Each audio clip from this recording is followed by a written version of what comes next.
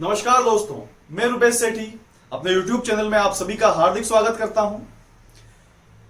अगर ऐतिहासिक रूप से देखा जाए तो आज राष्ट्र कवि श्री रामधारी सिंह जी दिनकर की पुण्यतिथि है और एक बड़े ओज कवि रहे हैं। वो ऐसे कवि रहे हैं जिन्होंने हमेशा अभिप्रेरित किया है विद्यार्थियों को।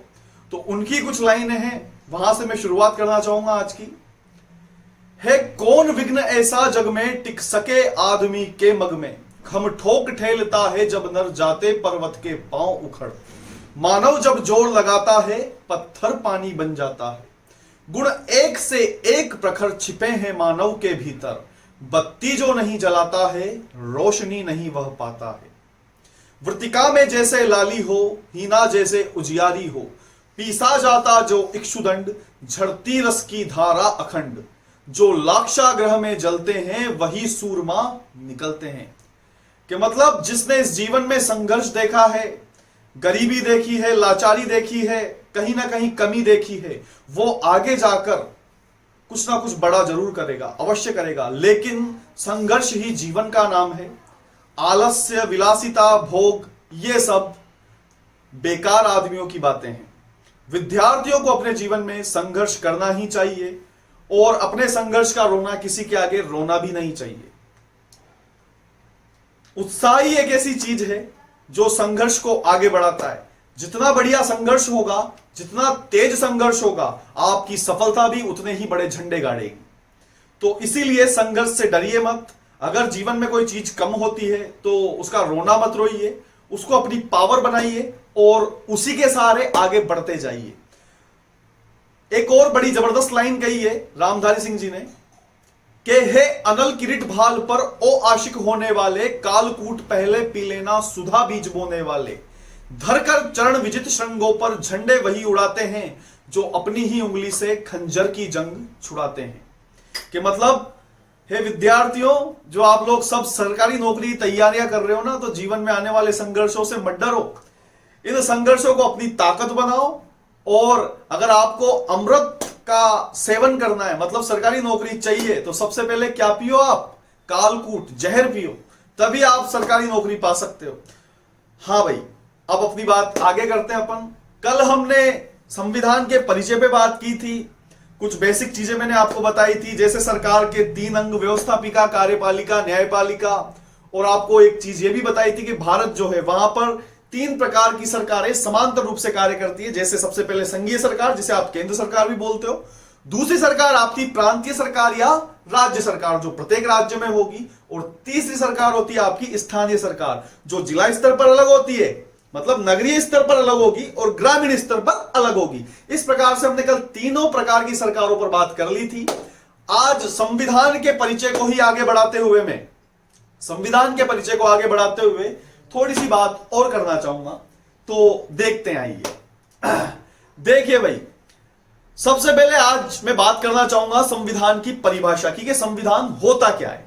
तो देखिए, संविधान नियमों, कायदों, कानूनों की एक ऐसी पुस्तक जिससे किसी भी देश का शासन या प्रशासन चलाया जा सके, संविधान कहलाता है।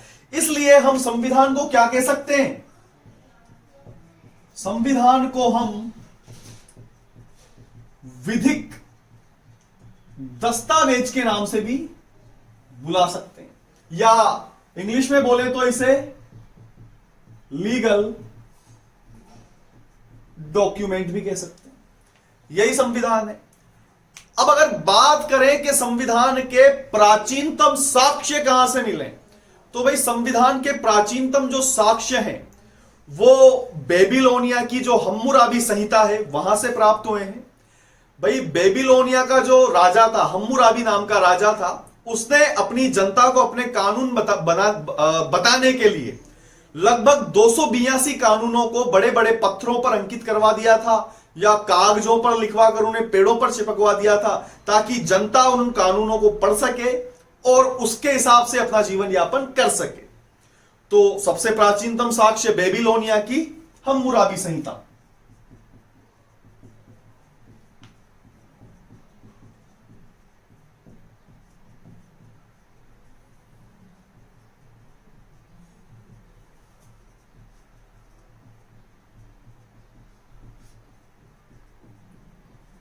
उसके बाद अगर बात करें कि सर्वप्रथम लिखित संविधान का साक्ष्य कहां मिलता है, तो भाई सर्वप्रथम जो लिखित संविधान है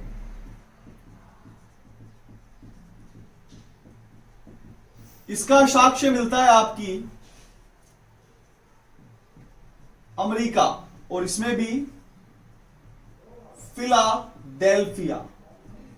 अगर आपने वर्ल्ड हिस्ट्री पढ़ी हो कभी स्कूल में तो आपने देखा होगा कि अमेरिका भी ब्रिटेन का गुलाम था, ब्रिटेन का ही एक उपनिवेश था, और लगभग 1776 में अमेरिका को ब्रिटेन से आजादी मिली थी। तो उसके बाद ही अमेरिका ने अपने संविधान निर्माण पर कार्य किया था, और लगभग 1787 में अमेरिका का संविधान बनकर कंप्लीट हुआ था। तो सबसे पहला जो लिखित संविधान है उसके साक्ष्य में कहां मिलते हैं? अमेरिका में मिलते हैं, फिलाडेल्फिया में। क्लियर? उसके बाद अगर अपन बात करें कि सबसे छोटा संविधान, सबसे छोटा लिखित संविधान, तो भाई यूरोप का एक देश है जिसका नाम है मोनाको। ये विश्व का सबसे, इस देश में विश्व का सबसे छोटा लिखित संविधान है। इस मोनाको के बाद अमेरिका का संविधान है जो कि दूसरे नंबर का सबसे छोटा लिखित संविधान है। और अगर मैं बात करूं सबसे बड़ा लिखित संविधान, तो सबसे बड़ा लिखित संविधान आप सबको ही पता है, सबसे बड़ी चीजें हमारे यहीं पाई जाती है इंडिया में। तो सबसे बड़ा लिखित संविधान है भारत का। क्लियर? अब देखिए एक बात और करते हैं अपन, जो संविधान होता है वो भी दो प्रकार का होता है।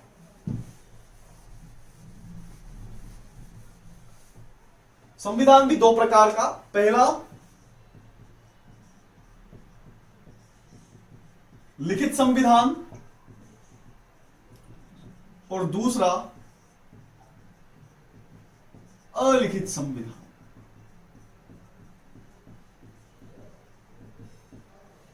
और राज्य व्यवस्था भी दो प्रकार की होती है। पहली होती है लोकतंत्रात्मक और दूसरी व्यवस्था होती है राजतंत्रात्मक।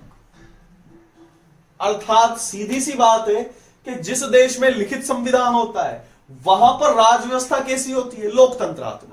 और जिस देश में अलिखित संविधान होता है वहां पर राज व्यवस्था कैसी होती है? राजतंत्रात्मक। लोकतंत्रात्मक का मतलब आप समझ सकते हो कि जहां का राष्ट्राध्यक्ष क्या हो? जनता के द्वारा निर्वाचित किया जाता हो। और राजतंत्रात्मक व्यवस्था होती है कि जहां का राष्ट्राध्यक्ष आनुवंशिक रूप से आता हो, मतलब राजा का बेटा वापस राजा बने, उसका बेटा वापस राजा बने, यह आनुवंशिक प्रणाली हो गई। क्लियर? तो ये लोकतंत्रात्मक और राजतंत्रात्मक व्यवस्था। अगर हम लिखित संविधान का उदाहरण देखें तो आपका भारत, अमेरिका इत्यादि देश लिखित संविधान के उदाहरण है। और अगर अलिखित संविधान का उदाहरण देखें तो आपका ब्रिटेन, ये अलिखित संविधान का उदाहरण है। ब्रिटेन में आपको पता है आज भी राजतंत्रात्मक शासन व्यवस्था है। वहां का राजा मुकुट होता है, मतलब वहां पर राजा का शासन है। तो इस प्रकार से दो प्रकार की शासन व्यवस्था हमारे सामने है। क्लियर? अगली बात करते हैं।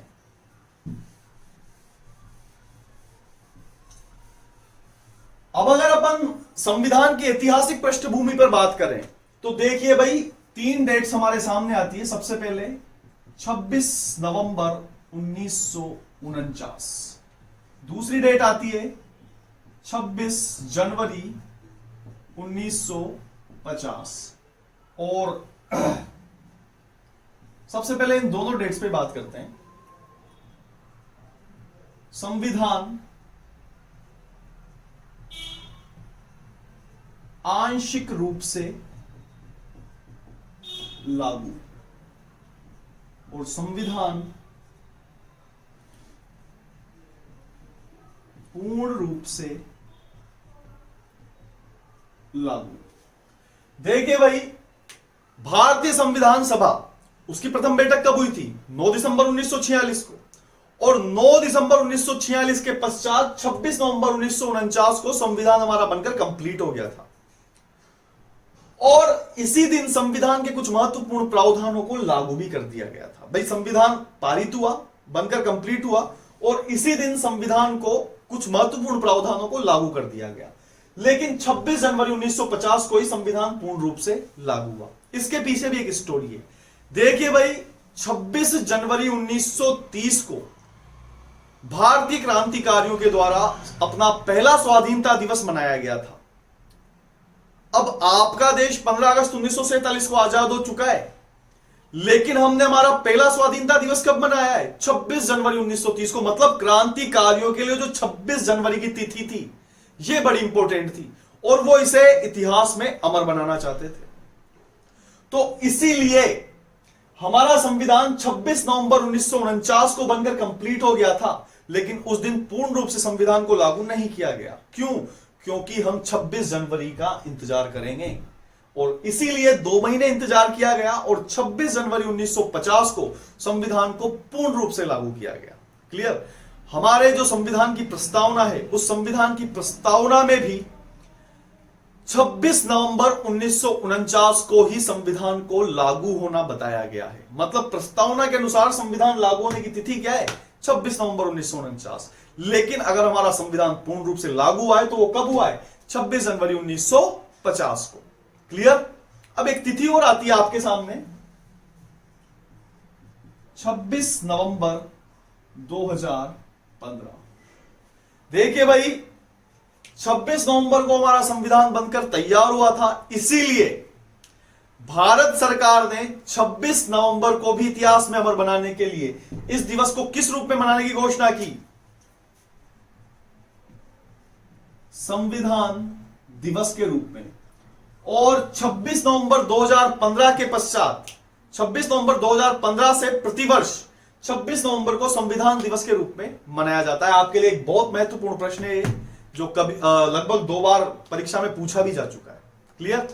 तो ये बातें कंप्लीट। उसके बाद अपन हमारे जो संविधान का ढांचा है उस पर थोड़ी सी बात कर लेते हैं।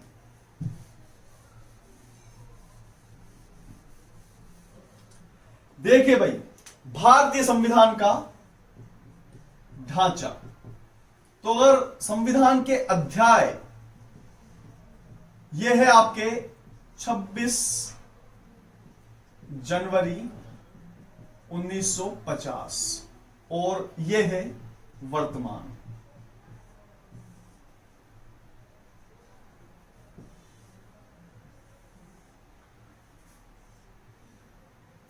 अध्याय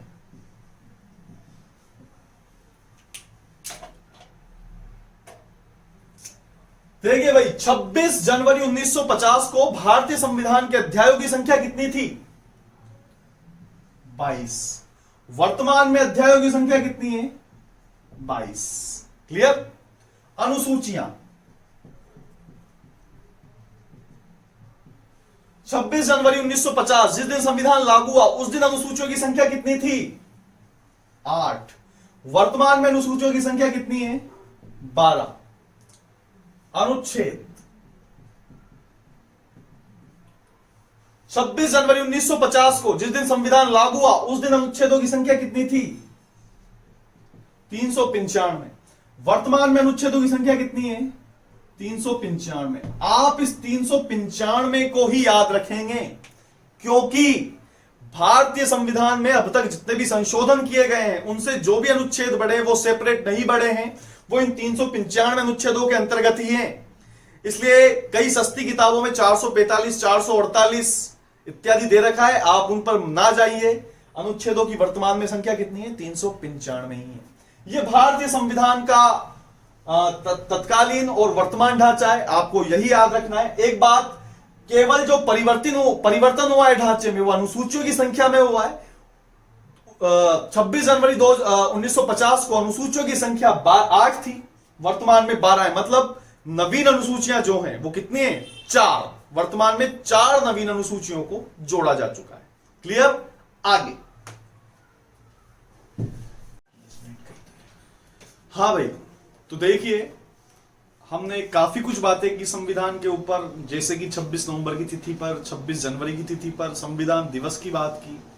तो इसी कड़ी को आगे बढ़ाते हुए मैं आपको बताना चाहता हूं, हम थोड़ा और पीछे चलते हैं, लगभग 15वीं सदी।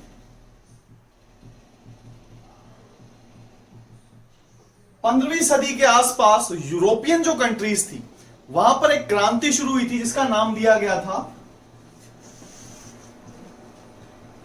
औद्योगिक क्रांति।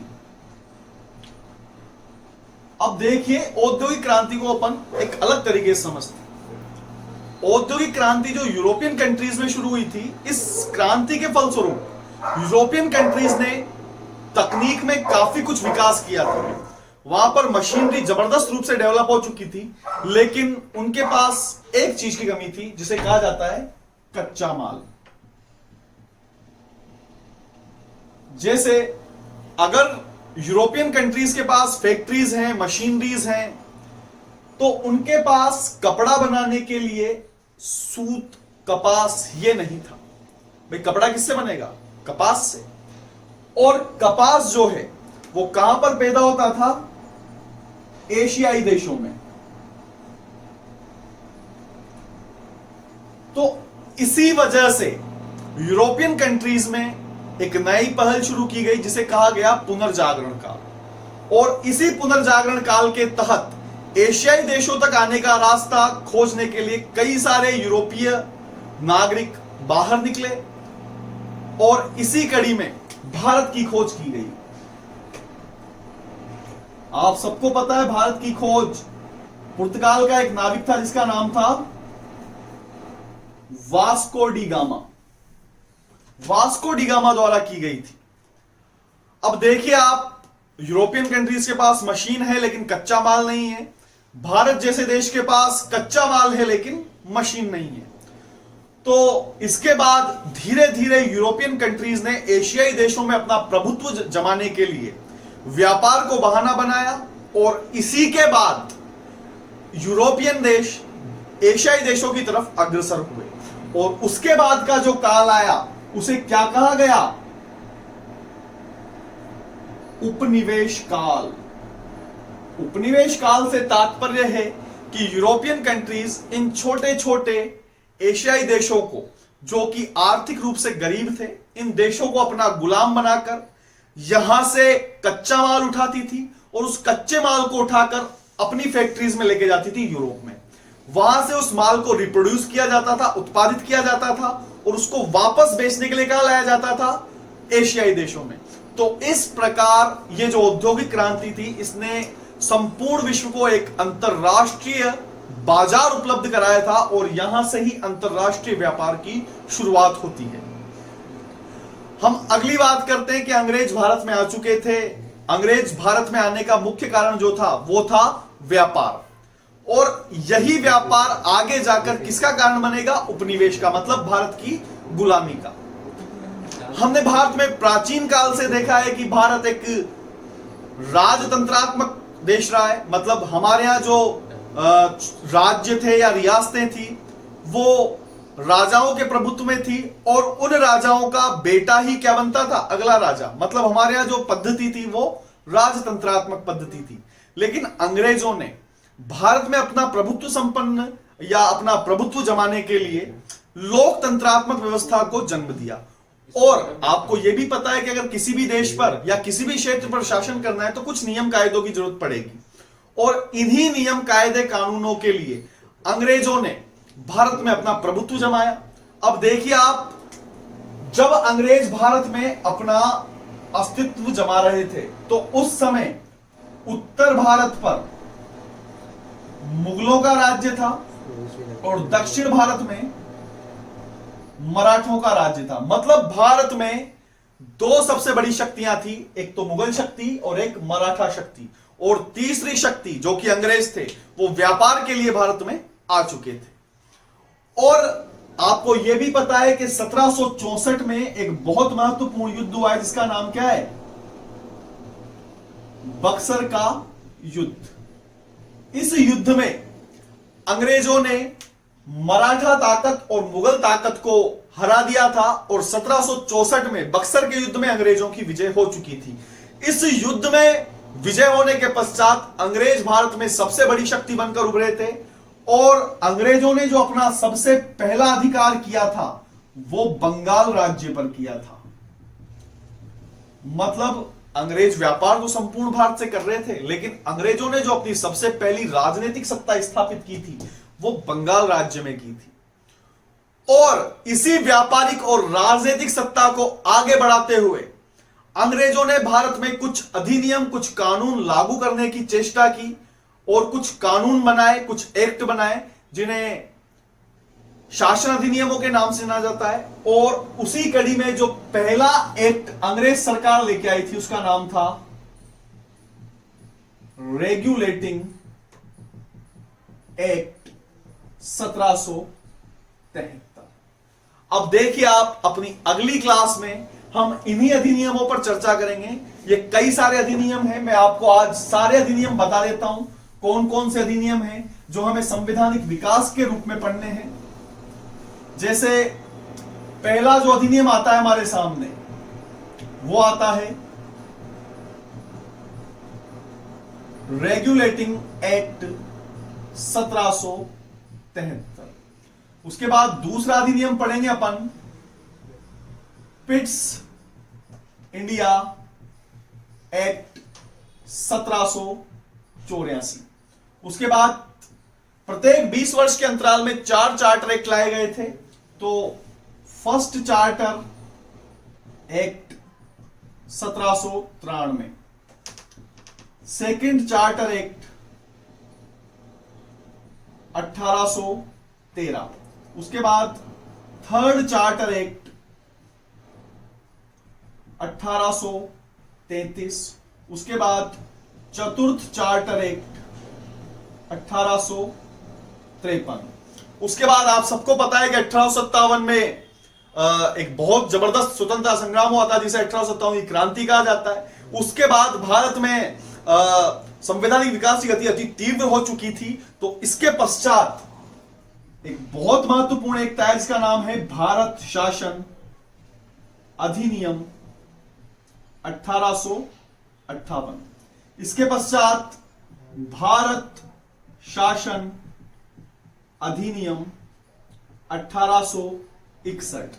इसके पश्चात भारत शासन अधिनियम 1892।